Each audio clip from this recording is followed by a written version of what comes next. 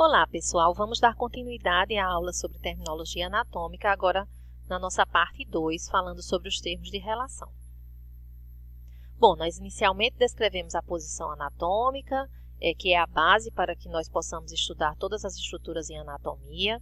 Falamos dos planos anatômicos, o plano mediano, o plano sagital, o plano coronal ou frontal e os planos transversos. E agora nós vamos iniciar os termos de posição.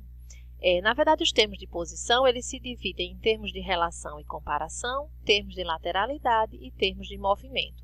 Então, nós vamos descrever a posição de uma estrutura com relação à outra. Então, como se dá como é que ocorrem essas relações, tanto no indivíduo em posição estática ou nas situações de movimentos. Embora essa parte de movimento específica nós vamos estudar melhor quando nós formos estudar a parte de sistema muscular com as respectivas ações musculares. Inicialmente, então, os termos de relação e comparação, eles servem para comparar a posição relativa de duas estruturas com relação à posição anatômica ou aos planos anatômicos. Então, vamos fazer um exemplo para poder entender um pouco melhor. Então, em relação ao plano transversal, se eu tenho um plano transversal aqui, eu posso ter uma estrutura que está superior, ou seja, acima deste plano, ou inferior, para baixo deste plano. Então, além de descrever com relação a esse plano transversal, eu também posso descrever que uma estrutura ela é superior à outra. Então, por exemplo, um olho ele é superior ao nariz, está superior à boca. O coração ele está superior ao estômago, por exemplo. E assim por diante, o joelho está superior ao tornozelo, enquanto que o tornozelo ele está inferior ao joelho. Então, dessa forma, nós fazemos a descrição das estruturas com relação a planos transversais imaginários que nós possamos identificar. Quando forem três estruturas anatômicas, então é importante observar que elas vão receber a nomenclatura como superior, médio e inferior. É como nós observamos aqui nessa imagem do pescoço, foram retirados os órgãos da traqueia, esôfago, a musculatura anterior, a região. Então, aqui nós temos, na verdade, um corte coronal. A gente observa aqui o esqueleto da cabeça seccionado com uma secção coronal ou frontal. E nós identificamos aqui o chamado tronco simpático. Essas estruturas aqui amareladas, que são nervos do tronco simpático, com os gânglios cervical superior, o gânglio cervical médio e o gânglio cervical inferior.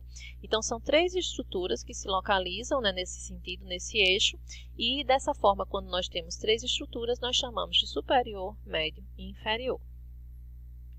Vamos ver agora uma outra situação com relação ao plano coronal. Então, nós falamos que o plano coronal é esse aqui em amarelo, o plano frontal, e ele divide as estruturas naquelas que estão situadas anteriormente, ou seja, à frente desse plano, e posteriormente a esse plano. Então, quando eu vou fazer uma descrição, por exemplo, eu posso dizer que o nariz ou o olho eles estão situados anteriormente à orelha. A orelha ela está situada mais posteriormente na cabeça do que o olho. Então, eu vou ver nesse sentido as estruturas, nessa relação de anterior para posterior. Quando forem três estruturas, aí nós descreveremos anterior, médio e posterior. É como nós observamos nessa imagem. Aqui nós temos uma imagem da vértebra torácica, a costela e o osso externo. Então, é como se eu tivesse feito uma secção transversal no corpo, a nível do tórax, mais ou menos nesse nível, e eu estivesse observando a região da coluna vertebral, que é situada posteriormente, e aqui a região do externo, que é situada anteriormente no corpo. Então, imaginem essas estruturas que nós estamos identificando aqui, nessa região. Vejam que se eu traçar um plano coronal nessa região, eu vou ter que essas estruturas elas vão estar situadas com relação a esse plano. Então, por exemplo, o I, aqui as letras I, H e G, G, H, I. Então, o G ele está situado posteriormente ao plano, o H ele está situado também anteriormente e o I também está situado anteriormente ao plano. E essas três estruturas entre si, elas vão ser chamadas de anterior, médio e posterior, porque elas estão seguindo nesse sentido, antero-posterior, em relação a um plano coronal ou frontal. Já com relação ao plano sagital, nós vamos chamar as estruturas de mediais ou laterais. Então, se eu imaginar aqui esse plano sagital, Aquelas estruturas que se situam mais próximas do plano mediano, no caso, o plano sagital mediano, elas vão ser chamadas de mediais, né? Medial ou mediais, se forem mais de uma. E lateral, quando ela se situa mais do lado, quando ela se situa mais distante desse plano mediano. E quando são 3 estruturas, nós vamos chamar de lateral, intermédio e medial. Vamos observar aqui na imagem mais uma vez. Nós temos aquela mesma imagem daquele corte, né, da coluna vertebral, costelas e externo. E nós temos essas 3 estruturas aqui identificadas como D, E e F. Tá? E nós observamos esse plano sagital mediano e temos a relação dessas estruturas com relação a esse plano. Então, observem que o F ele está situado mais próximo aqui desse plano mediano. Então, ele é chamado de medial. Já o D é o que está mais distante desse plano mediano, então ele está situado mais do lado, né, mais afastado do plano mediano, então ele é descrito como lateral. E o E, que está situado aqui entre os dois, entre o lateral e o medial, ele é chamado de intermédio, então é uma estrutura que está situada de modo intermédio. E aqui nós trouxemos um exemplo do pé. Aqui nós temos 3 ossinhos, por exemplo, que são os ossos cuneiformes, esses 3 ossos aqui. E eles são justamente chamados, olha, o cuneiforme lateral é o que está mais do lado de fora, mais distante do plano mediano. Vejam que aqui a gente tem a região do hálux, né? Então, aqui é mais próximo do plano mediano. Então, esse aqui é o cuneiforme medial. Esse que está entre o lateral aqui, cuneiforme lateral e cuneiforme medial, é justamente o cuneiforme intermédio, porque são 3 estruturas situadas, né, lateralmente entre si, com relação a esse plano mediano. Com relação à proximidade e à distância a uma origem, então nós devemos chamar as estruturas de proximal ou distal. Por exemplo, nós temos isso muito utilizado na parte de membros, onde nós temos uma origem que é considerada como sendo aquela raiz, aquela parte fixa, né, aquele ponto mais fixo daquela estrutura em relação ao corpo. Então, por exemplo, o húmero, o osso aqui é situado na região do braço.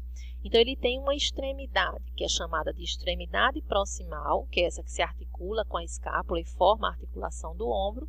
E ele tem uma extremidade que está mais distante dessa origem, então é a chamada extremidade distal do húmero. É a parte do húmero que vai formar a articulação do cotovelo, junto com o rádio e a ulna. Já para o rádio e a ulna, então ele também vai ter extremidades proximais, que vão estar situadas nessa região do cotovelo, e extremidades distais, que vão estar situadas aqui na região do punho. Então vejam que essas relações elas vão mudando de acordo com o nome, a localização do osso e a relação dele com as outras estruturas. Então nós temos na articulação do cotovelo, por exemplo, a articulação das extremidades proximais do rádio e da ulna se articulando com a extremidade distal do húmero, porque essa extremidade do húmero ela é distante em relação à origem, né, a sua parte proximal, que é essa. E já o rádio e a ulna, essa parte é a mais proximal e essa que está no punho é a mais distal.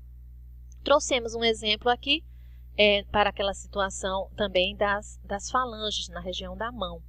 Então, as falanges nós temos que no dedo polegar são 2. Então, aí eu vou ter uma falange proximal, que é essa mais próxima, né, da raiz da mão aqui do metacarpo, e uma falange distal.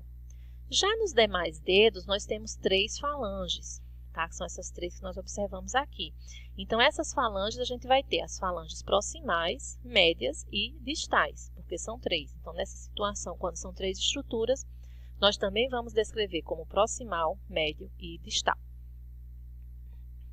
Ainda com relação aos termos de relação e comparação, é importante descrever que alguns termos são usados, vocês vão poder identificar em alguns momentos, embora sejam mais utilizados na descrição de vertebrados quadrúpedes. Então, por exemplo, os termos cranial e caudal são muito utilizados quando a gente se refere à coluna vertebral.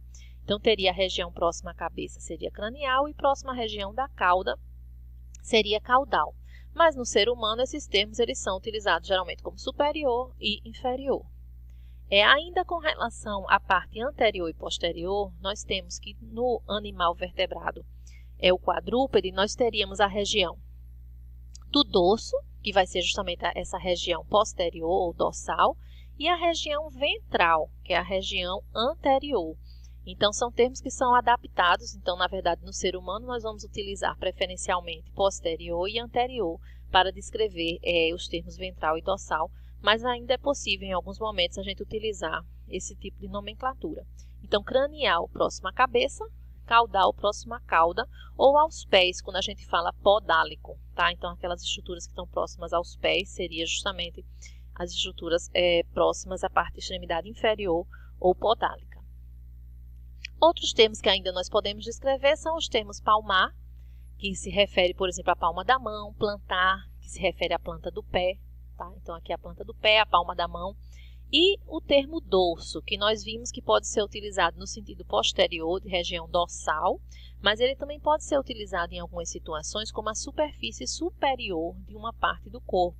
E aí nós vamos fazer novamente uma analogia com aquela imagem que nós vimos posteriormente. Então, como o dorso aqui, ele é a parte superior, então em alguns órgãos, por exemplo, no pé, no pênis, então essa parte que está situada superiormente é chamada dorso do pé. E aqui na região do pênis também seria o dorso do pênis, essa parte superior. Enquanto que a parte inferior do pênis seria chamada de ventral. Então, a gente teria a região ventral e dorsal aqui um pouco invertidas quando a gente está observando na posição anatômica. Então, lembrar que essa superfície superior é chamada de dorso. Bom, ainda temos, com relação aos termos de posição, os termos externo e interno, superficial e profundo. Então, externo e interno, nós vamos nos referir quando a gente tem principalmente fora e dentro de alguma cavidade ou do revestimento de uma parede que tem relação com uma cavidade, como nós observamos também aqui nessa imagem.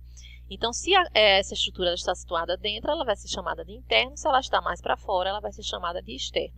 É importante não confundir com os termos superficial e profundo, que são utilizados em outras situações, quando a gente tem estruturas que se sobrepõem, mas que não se relacionam com essa parte cavitária. Então, por exemplo, aqui na parede abdominal, nós temos músculos que são situados sobrepostos, né, em termos de profundidade. Então, nós temos o oblíquo externo do abdômen, que é o mais superficial, o oblíquo interno do abdômen, que ele está situado nessa porção média, e o mais profundo, que é o transverso do abdômen, que é o músculo situado mais profundamente, de forma mais interna.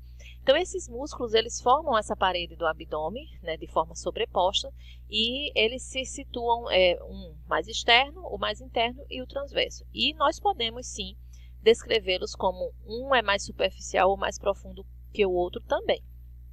Já nessa região dos membros, nós temos, por exemplo, aqui não existe uma cavidade, então não é uma parede. Então, os músculos nessa situação nós não vamos chamar de externos ou internos, nós vamos chamar de superficiais ou profundos. Então, por exemplo, no antebraço, nessa região anterior do antebraço, nós temos camadas, 4 camadas de músculos que se sobrepõem e que são situadas, uma mais superficial que a outra. Então, aqui, por exemplo, nós vamos ter a descrição do músculo flexor superficial dos dedos e o flexor profundo dos dedos e assim por diante. Aqui nós observamos de novo nessa relação dos músculos que formam a parede abdominal e demonstrando que eles se situam. Um é mais superficial, que é o oblíquo externo do abdômen, mas como ele se situa em relação a uma cavidade, nós podemos também utilizar a nomenclatura, o nome desse músculo é justamente o oblíquo externo do abdômen. Com relação aos termos de lateralidade, uma estrutura ela pode ser bilateral, quando ela está presente nos dois lados, são as chamadas estruturas pares, e unilaterais, quando elas se apresentam apenas de um lado do corpo. Por exemplo, o fígado é unilateral, ele está à direita. Já os rins, eles são bilaterais. Nós temos rim direito e rim esquerdo. Ipsilateral é quando uma estrutura ela está situada do mesmo lado que outra. E contralateral, quando ela está do lado oposto.